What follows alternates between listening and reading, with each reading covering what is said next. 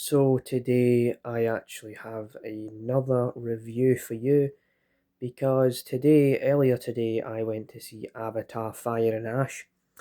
And this movie came out, I want to say, was it a couple of weeks ago?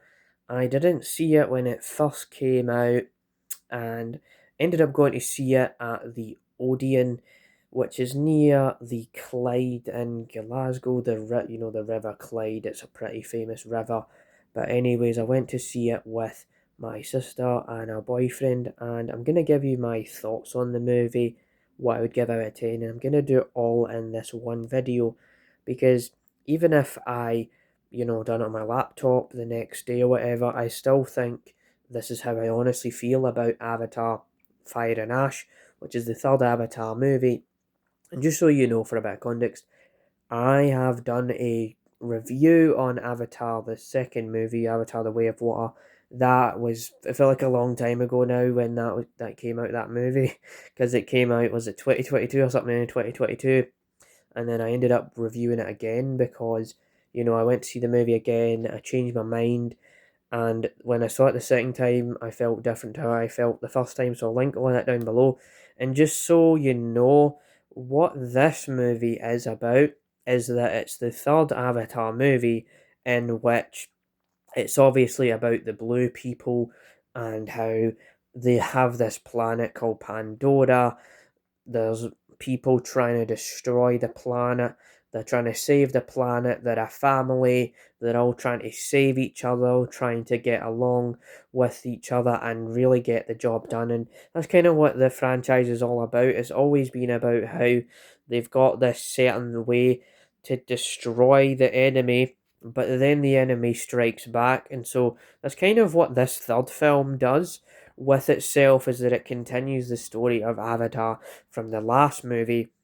However, I have to be honest with you into saying that this Avatar movie was just mediocre, kind of in that middle ground where it's not horrible, it's just not amazing at the same time. Like, it's actually on for 3.5 hours, I think, and you can feel it at times. Like, for example, there's just moments where they're in the water swimming, like, the characters like Spider, the human boy character, and then the other blue characters, the other family members with Jake Sully, like they're just swimming around in the sea, and then there's like the big whale just doing moves and moving about in the sea, and there's things like that where it just kind of drags out an entire sequence for the whales to be showing up again and things like that. And if you've seen the previous movies, especially the second film, a lot of this movie is just a regurgitation of the second film, where Quaritch, the guy, the kind of like sergeant dude that was like the bad guy in the first movie, the bad guy in the second movie, they find an even bigger excuse to make him the bad guy again. And then he has like a crush on the Fire and Ash lady, who's like the leader of that tribe. And there's all of that stuff where I was a bit strange about that. And sure, there's a few moments throughout the film where it's funny to see, it's entertaining. You kind of know that it's just a big B movie spectacle blockbuster film that you're walking yourself into, and you do feel that, but it just feels like the whole novelty of the Avatar franchise kind of washes itself down with this movie. It's kind of like you've already seen what you've seen before, and this movie just does nothing new. And for a second, I was kind of roped into the idea of the whole thing with the Fire Tribe. I thought the Fire Tribe was going to have a really, really refreshing cap on the whole story. It was going to cap the story, it was going to change the story.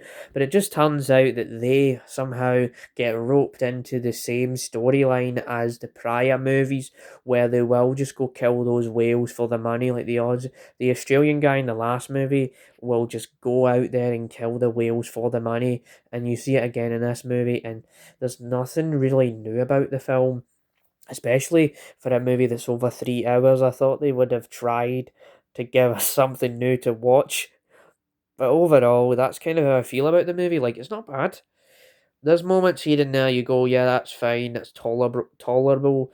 I can tolerate that, and then you just kind of sat there, you're just like, yeah, I've seen that before. And yeah, that's kind of my thoughts on Avatar Fire and Ash. Probably give it a 5 out of 10. It's not bad, but yeah, like I said, it's not amazing either. It kind of just gets the job done, kind of does what it needs to, and that's all it is. And I watched it in a big screen in the recliner seats, and the recliner seats were nice. It kind of reminded me of the View cinema I've been going to ever since Cineworld shut down. So I did have a good time with the recliner, sitting back and enjoying myself and enjoying the popcorn and stuff. But as a movie, if you are that kind of person that would just rather wait for it to come out on your television screen, and yeah, I definitely recommend that, because that's not a movie I would say you need to go and watch at the cinema. It definitely has that experience to it, but I would not rush out, spend money, watch this movie. It's just one of those films, like I said, it just gets the job done. It's all right. So yeah, that's my review of Avatar Fire and Ash. Stay tuned for more reviews like this one. Thought I'd just do this right from my phone, just a raw reaction after seeing the film, and this is how I honestly felt about it. And yeah, I'll stay tuned for more reviews like this one.